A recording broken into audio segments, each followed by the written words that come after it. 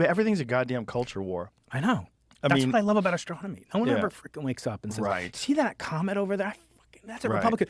There's a Democrat astronaut." No, it makes you're studying things that are so immense and so spectacular that it makes all this stuff seem like nonsense. Stuff that people fill their days up with complaining about. A fucking Barbie movie. Jesus Christ. I mean, it would be like someone who's a pacifist reviewing the Ultimate Fighting Championship. Exactly. And saying they hit each other too much. Like, that's what it's for. There's a joke about Einstein goes to heaven, and somebody comes up to him and says, "Oh, you're Albert Einstein, you're great. I can't wait to talk to you." And Einstein says, "First, you must tell me your IQ." And he goes, the guy goes, "I have 140 IQ. Oh, we could talk about the math and string theory and this and that." And then another guy comes up, "What's your IQ?" It's 130. "Oh, we could talk about the stock market, and we can talk about all these, financial, and then someone comes, "I have 100 IQ. We can talk about culture wars."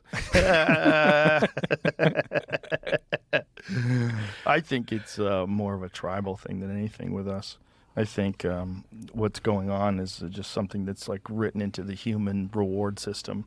That there's a lot of social value in being a part of a tribe. There's a lot of social value in being part of a committed ideology, whether it's a religion or a cult or politics. Or politics. Well, that's what's impressive. Natural. I mean, not to be too overbearingly praiseworthy, but there's a Yiddish saying: if you stand in the middle of the road, you get hit from both sides of the street. But you seem to defy that. And it's always interesting to me if I talk to somebody. I talk to Noam Chomsky. I personally hate his politics or whatever, but if I'm talking about linguistics and aliens and communication, I'll talk to them. But, or I talk to Ben Shapiro. People just go, "Oh, how could you possibly platform him?" Ben doesn't need Brian Keating's help to platform him. That talk is nonsense. There's only one way to find the holes in someone. I mean, how many revealing interviews have you seen where people were supposedly platformed? And in those conversations, you reveal the way that they look at the world is very flawed. Yeah, it's very easily pick apartable. You could just go through it and say, "Well, this is illogical. This doesn't fit in with your whole philosophy of freedom." There's so many things that are inconsistent with the way you view this one thing. Why do you view this one thing this way? I think the human mind hates ambiguity. Right? I mean, there's clear-cut benefits to being polarized because it simplifies it, gives you a hack, an algorithm. Say, I can easily say, well, you should not have an abortion. So therefore, I must be in the people that say you should never have an abortion. Or gun control. Should you have an AK-47? Maybe. Should you have a tank-operated weapon? Probably not. Should you have a little boy? Well, you have a little boy and Fat Man yourself. But it's not of that kind, right? They're not that explosive. So I think but it's because human beings hate these Schrodinger kind of ambiguities. They just hate them. And so they must cleave to the direction that they understand.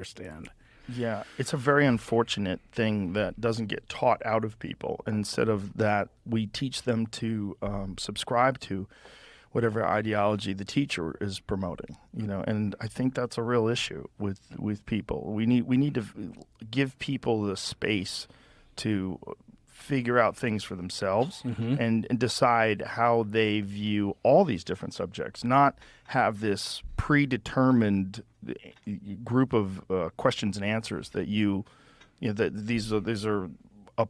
they're a part of the ideology. You must subscribe to them wholeheartedly, wholesale. And even by you, apparently, so Lex mentioned that Andrew Huberman's Wikipedia page, because you platformed RF. I'm like, the guy's a Kennedy. Okay, first of all, he's Democrat. Right? Well, this is all that happened. If you don't, Andrew Huberman commented on a post that I made about Robert Kennedy Jr. He said, "I think this is great. I hope more presidential candidates do long-form podcasts." That's it.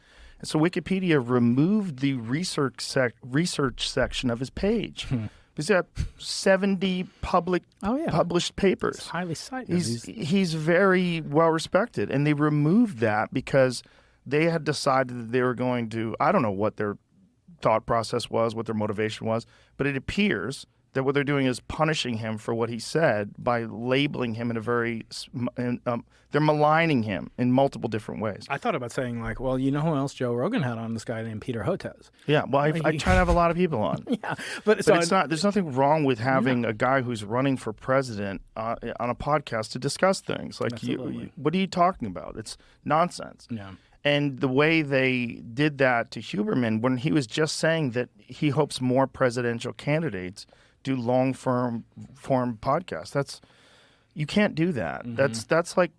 That's tyrants do shit like that. That's horrible.